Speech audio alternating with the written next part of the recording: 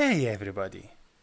If you are happy with using constraint layout, that is really great. So if you want to design your layout and you are happy when you design and this layout working on different devices with same quality, that is great.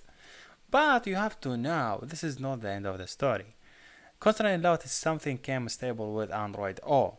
So there is thousands of application and thousands of the code you see it in the GitHub will not use constraint layout. That doesn't mean you have to use that code, but when you go and you want to read that code, you cannot read it because you only know how to work with constraint layout.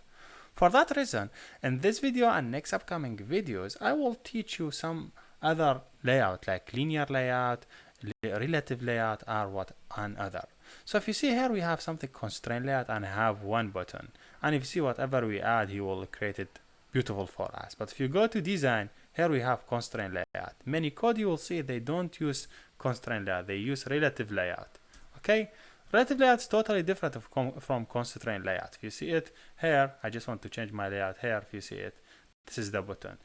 Relative layout allows you to add object in any place and define certain thing to that object. But in relative layout, when you add any object inside the screen, you are not able to add constraint other stuff because hey, this is relative layout. And I will teach you in next 3 videos how to work with different way with relative layout. So the idea that I want to tell you here, if you are happy with using constraint layout and you feel you design layout that work on different device, that's great.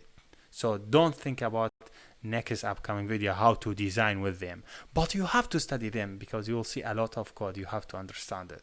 So yes, you have to know next 3 videos about linear layouts and layout design weight and table and grid.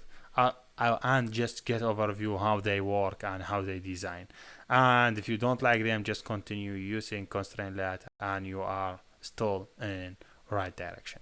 Yeah, here we're done, and thank you for watching.